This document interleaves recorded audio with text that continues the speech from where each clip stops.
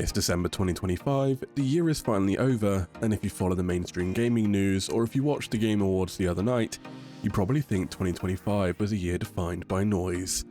You probably think the best game of the year has to be a 100-hour open-world RPG with 4K explosions, stressful combat mechanics that require the reflexes of a fighter pilot, and a battle pass that costs more than my actual grocery bill. I sat there watching them hand out awards for best action design and best audio design, and I realised something. They aren't talking to us, they aren't talking to the people who play games to decompress after a long shift, they aren't talking to the people who think inventory management is a fun puzzle, not a chore, and they aren't talking to the people who spent 40 hours this year just designing a kitchen in a hobbit hole or organising a bookshelf in a tiny camper van. So I decided to fix that.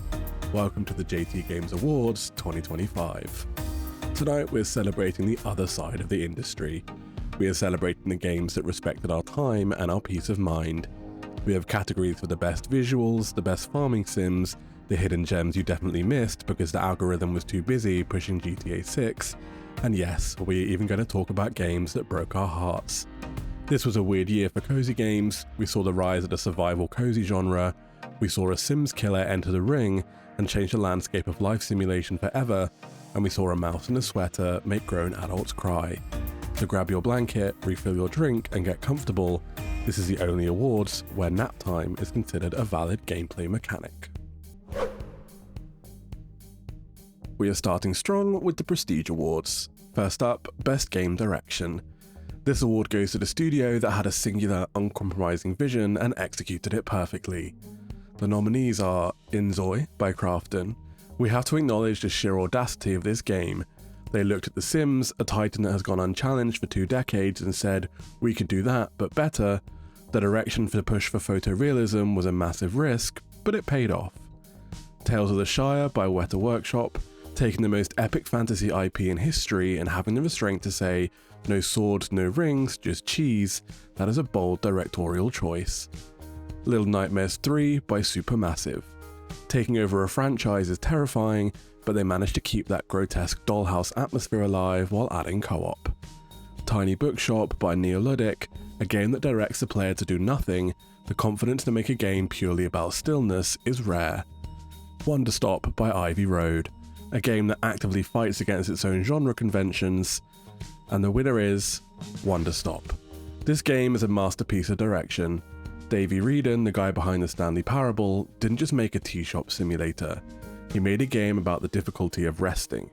The direction here is incredible because it uses the mechanics of cozy games, cleaning cups, brewing tea, to tell a story about a former warrior who is terrified of peace. It weaponizes coziness to make a point.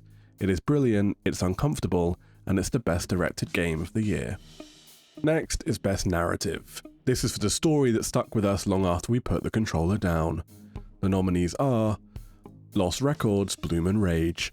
Don't Nod return to their roots with a dual timeline mystery that captures the specific cringe and magic of being a teenager in the 90s. By Sweet Carole, a fairy tale that isn't afraid to get dark, echoing the original grim versions of the stories we grew up with.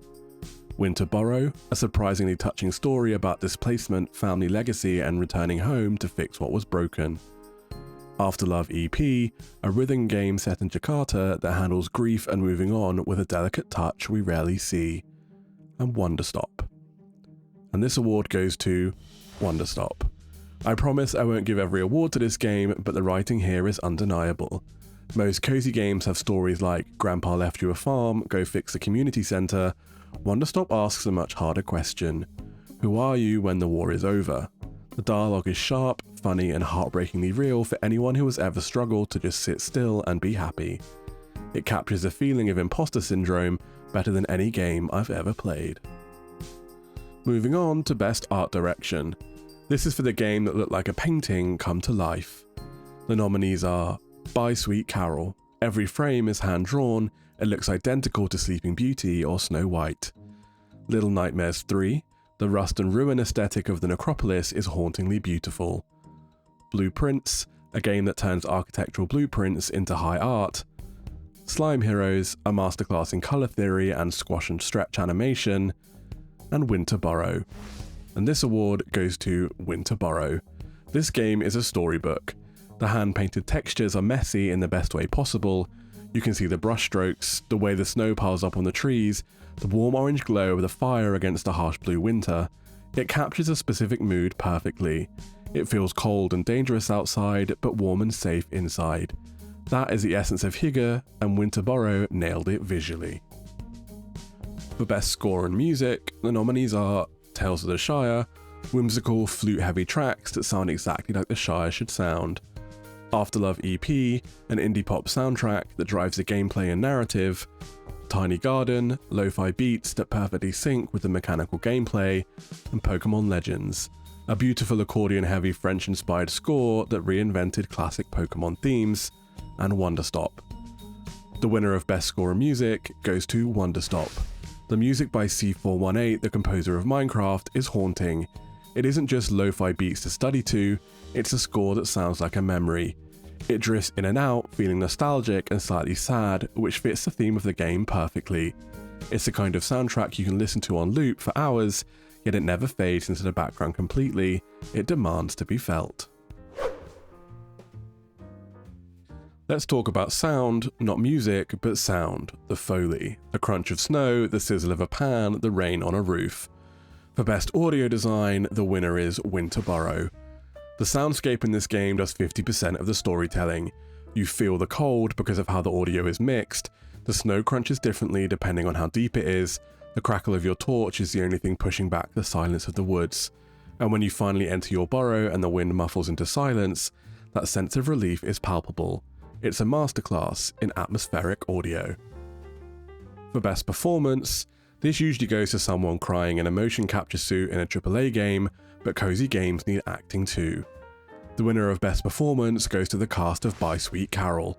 Because this game is essentially a playable 1950s animated movie, the voice acting had to match that specific theatrical mid-Atlantic accent energy, and they nailed it. Every line delivery feels like it belongs on a VHS tape from my childhood. The villain is terrifyingly campy, the heroine is earnest without being annoying. It's a perfect ensemble cast that elevated the art style into something that felt alive. For innovation and accessibility, the winner is Hello Kitty Island Adventure. This game is for everyone, literally everyone. Sunblink did an incredible job ensuring that cozy meant accessible. The no-fail mechanics mean you can't lose progress. The visual cues for puzzles mean you don't need audio to play.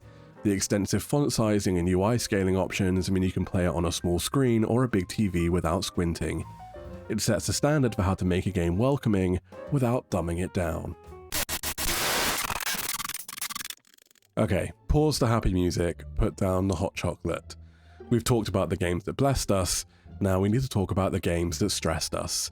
It wasn't all sunshine and rainbows in 2025. We had heartbreak, we had performance issues, and we had microtransactions that made me want to scream. Welcome to the Salty Awards. First up, the Broken Heart Award. This goes to the game we wanted to love, we were ready to love it, but it just hurt us. The nominees are Life by You, the cancellation that shook the world, Tamagotchi Plaza, a soulless grindfest that wore the skin of our childhood nostalgia, Ambulance Life, a simulator so broken you couldn't actually save anyone, Endless Ocean Luminous, a diving game that forgot to put anything interesting underwater, and Tales of the Shire at launch. The winner of the Broken Heart Award goes to Tales of the Shire. This hurts to say. I nominated this game for everything in the positive categories later in the video because the vibes are immaculate, but technically it broke my heart. The launch was a mess, glitches, empty areas, broken quests. I wanted to live in the Shire, but the Shire kept crashing. It's better now, the patches have done wonders, but that launch day heartbreak is something I won't forget. It felt like arriving at a party, only to find out the host forgot to unlock the front door. Next, the Potato Mode Award. For the game that made my Nintendo Switch sound like a jet engine. The winner is Tales of the Shire Switch Port.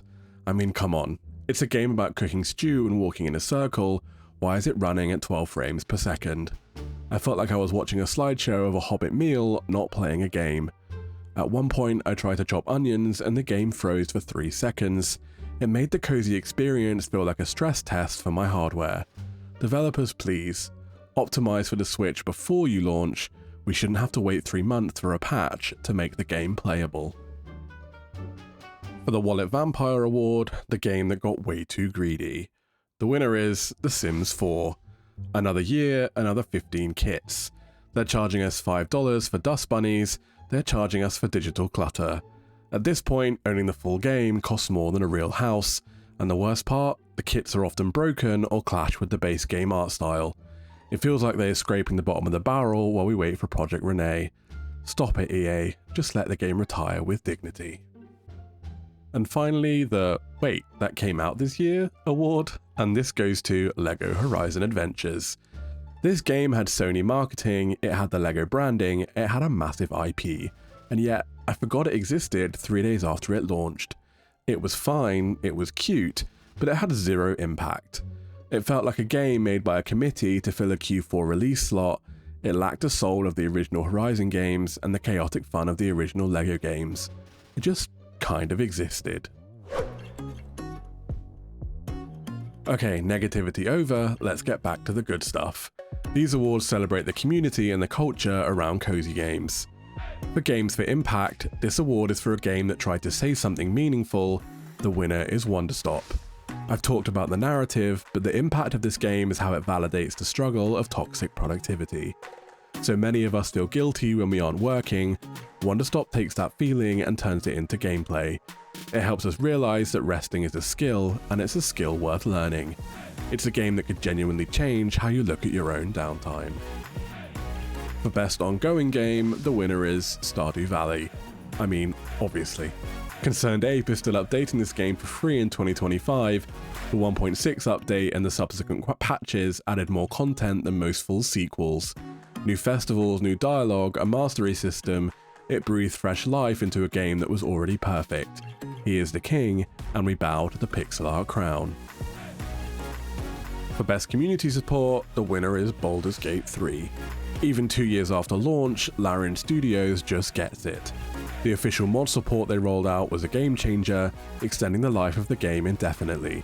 But more than that, it's the way they listen. Every patch note feels like a love letter to the fans. They fix the tiny things we complain about on Reddit. They embrace the memes.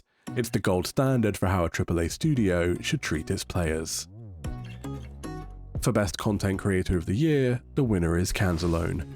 There are a lot of great cozy content creators out there, but Cans has been crushing it this year with the indie coverage.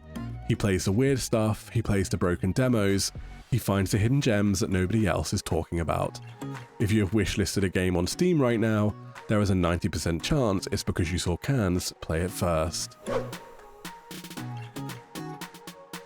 Now the heartbeat of the cozy genre, the indies. These are the games made by small teams with big dreams. For Best Independent Game, the winner is Fields of Mistria. It proved it is a true heir to the Stardew throne, but it isn't just a clone. The 90s anime aesthetic gives it a completely unique identity. The magic system where you use spells to water crops or speed up growth fixes the monotony of the early game grind. The characters have so much depth and personality, it feels nostalgic and modern at the same time. If you haven't played this yet, you are missing out on the best farming sim of the decade. For Best Debut Indie Game for a first-time studio, the winner is Blueprints. This puzzle game came out of nowhere. The premise is simple, you are drafting rooms to build a mansion, but the execution is devilishly complex. You have to balance resources, discover secrets, and lay out the architecture perfectly. It's stylish, it's smart, and it feels so confident for a debut title. Dogu Bomb knocked it out of the park on their first try. For Best Mobile Game, the winner is Stardew Valley 1.6 Update. Mobile gamers often get left behind, waiting years for PC updates to trickle down, but getting the massive 1.6 update on phones this year was a huge moment. It runs perfectly, the touch controls are optimized, and it means we can lose another 500 hours of our lives while sitting on the bus or waiting at the DMV. Let's run through the specific genres. Best Action Game goes to Tales of Seikyu. Action games in the cozy space are tricky, usually combat feels stressful, but Tales of Seikyu fixed this with its yokai transformation system. You don't just swing a sword, you turn into a boar to charge enemies or a slime to slide under obstacles. The movement is fluid and fun, It feels like a platformer mixed with a farming sim. It proves you can have combat without losing the chill vibes. Best action or adventure goes to Winter Burrow. Adventure is about exploration, and exploring this snowy world was unmatched. The survival mechanics, managing warmth and hunger, never felt punishing. They just gave you a reason to keep moving, to keep finding the next campfire. It turned the map into a puzzle to be solved, rather than a battlefield to be conquered. Best RPG goes to Claire Obscure Expedition 33. This game is stunning. It uses a reaction turn-based system where you have to time your button presses to dodge or crit. It keeps you engaged during every turn, but because it's turn-based you can still play it at your own pace. The story is a bit abstract, dealing with a cycle of death and rebirth, but the vibes are impeccable. It's the thinking person's RPG of 2025. Best family game goes to LEGO Voyages. Finally a LEGO game that goes back to the roots of building. This isn't just smashing blocks, it's a co-op puzzle game where you and a partner have to physically build bridges and machines to solve levels. It's perfect for playing with kids, partners, or anyone who just likes clicking bricks together. It encourages communication over competition. Best sim or strategy game goes to 2 Point Museum. 2 Point Studios hasn't missed yet. Managing a museum is the perfect setting for their slapstick style. You have to design tours, keep the exhibits clean, and stop thieves from stealing your artifacts. Watching the little guests trip over dinosaur bones or get scared by a mummy never gets old. It's deep enough to scratch the strategy itch, but funny enough to keep you smiling when everything goes wrong. Best multiplayer goes to Peak. This game is chaos, but it's cozy chaos. You and your friends are climbing a mountain that changes every day. You have a rope, you have proximity chat, and that is all you need for comedy gold. The moments where I was dangling off a cliff begging my friend to pull me up while he laughed at me were the highlights of my multiplayer year. Now the Game Awards usually does esports here. We don't do esports, we don't do energy drinks and jerseys, but we do have competitive spirits, so I adapted these awards for us. Best esports game goes to Stardew Valley, specifically the Junimo Kart minigame. If you can beat the progress mode in Junimo Kart, you're a pro athlete. I don't care what anyone says, that requires more dexterity than Counter-Strike. Best esports athlete goes to anyone with a 5-star island in Animal Crossing. Do you know how much terraforming that takes? Do you know how many flowers you have to water? The dedication to move a museum 1 inch to the left? That is Olympian level performance. And best esports team goes to my 3 friends in Peak who let me fall off the mountain. Their coordination to sabotage me was impeccable. They operated as a single unit to ensure I never reached the summit. Truly inspiring teamwork. Before we get to Game of the Year, let's look at the future. The nominees for most anticipated game are Witchbrook, Paralives, My Time at Evershine, Haunted Chocolatier, and Professor Layton. And the winner is Witchbrook. Chucklefish, please, we are begging you. The pitch is perfect. Harry Potter meets Stardew Valley. You attend magic school, you learn spells, you date witches, you grow magic herbs. It's a dream game for this entire community, but we have seen nothing for so long. Awarding this to Witchbrook is my way of manifesting it. I'm putting this energy out into the universe. We believe in you. Just give us a screenshot, a tweet, a smoke signal. 2026 has to be the year. We have finally arrived at the final category, the big one. When we talk about the Cosy Game of the Year, we aren't looking for the same things as the mainstream awards. We aren't looking for the highest polygon count or the most complex combat system or the biggest marketing budget. To qualify for this award, a game had to do something much harder. It had to make the world feel a little bit softer. It had to be the game that we couldn't wait to wake up and play, not because it was addictive, but because it was safe. It had to be a game that respected our time, lowered our heart rates, and reminded us why we love this hobby in the first place. 2025 was an incredible year. We saw massive franchises finally embrace the cozy genre, and we saw tiny indie teams outperform billion-dollar studios. And we saw the definition of cozy expand from just farming sims to survival games, city builders, and narrative adventures. Narrowing this down was almost impossible, but after looking back at everything I played, these were the 6 that stood tall. Here are the nominees for the JaeTeeGames Cosy Game of the Year. Tales of the Shire. Despite the rocky launch, we cannot deny the magic of this game. It finally gave us the fantasy we have wanted for 20 years, living a quiet domestic life in Middle-earth. Burrow, a survival game that stripped away the stress and replaced it with heart. Restoring your childhood home as a tiny mouse was the most emotionally resonant journey of the year. By Sweet Carole, a visual miracle. In an era of 3D assets, this game committed to hand-drawn 2D animation and delivered a dark fairy tale that felt like playing a lost Disney movie. Pokemon Legends. The Cozy Giant. By shifting focus to urban redevelopment and city planning, Game Freak finally gave cozy gamers the keys to the kingdom. It was massive, ambitious, and surprisingly relaxing. Tiny Bookshop. The Quiet Contender. A game that dared to be small in a year of giants. It stripped away almost every mechanic to focus purely on the joy of connecting people with stories. My personal game of the year? It's Tiny Bookshop. I didn't expect this. I thought I was going to pick a big budget game. I thought Tales of the Shire had this locked up, but back in August I opened this little game about selling books out of a trailer, and I didn't stop playing for 3 weeks. Tiny Bookshop understands something that most cozy games forget: stillness. There is no combat, there is no stamina bar rushing you to bed before 2 AM, there is no battle pass urging you to log in daily. There is just you, a rainy seaside town, and a shelf of books. The developers at Neoludic Games created the ultimate introvert fantasy.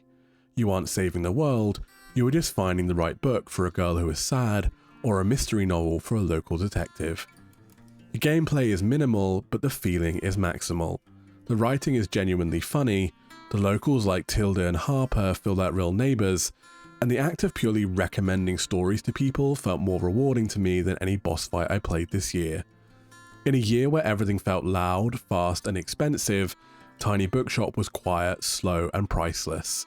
It respected my peace, and for that, it is the JaeTeeGames Game of the Year. And that's a wrap on the JaeTeeGames Awards 2025. I want to hear from you.